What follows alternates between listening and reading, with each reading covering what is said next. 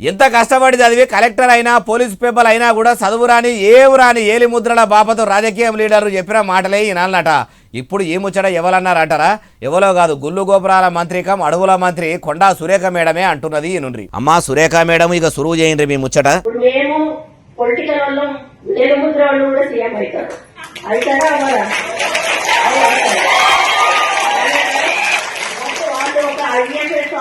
IAS officer కావాలంటే వాళ్ళు ఎంత శ్రమ పడితే గాని ఆ స్టేజ్కి వస్తారు.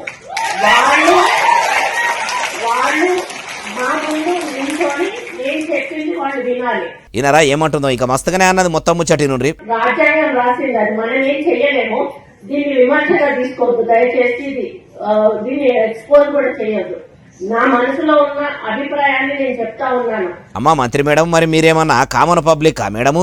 ఓ మంత్రి అయి ఉండి మీ మనసుల మాటలు ఇట్లా బయట పెట్టి అవి బయటకు ఎక్స్పోజ్ చేయొద్దంటే ఎవరు ఊకుంటారు మేడము? అయినా ఓ రాజ్యాంగబద్ధమైన పదవిలో ఉన్న మీరు రాజ్యాంగం రాసింది ఇట్లా, కానీ చదువురాని లీడర్లు చెప్పిన కలెక్టర్లు వినాలే అంటే ఇప్పుడు కలెక్టర్ నౌకరి కోసం చదువుకునేటోళ్ళు అంతా కూడా ఆ చదువు బంధు పెట్టి మీ లెక్క పార్టీల కండువాలు కప్పుకొని తిరగాలనా ఎట్లా? అయినా మీకు పనికిరాని ముచ్చటను ముంగటేసుకొని పబ్లిక్ ల బదనామవుడు బాగా అలవాటుగా ఉన్నట్టే ఉన్నది కదా. ఎందుకు మేడం ఉన్నతావులో ఉండారంటుర్రు ఈ ముచ్చటిన్నోళ్ళు.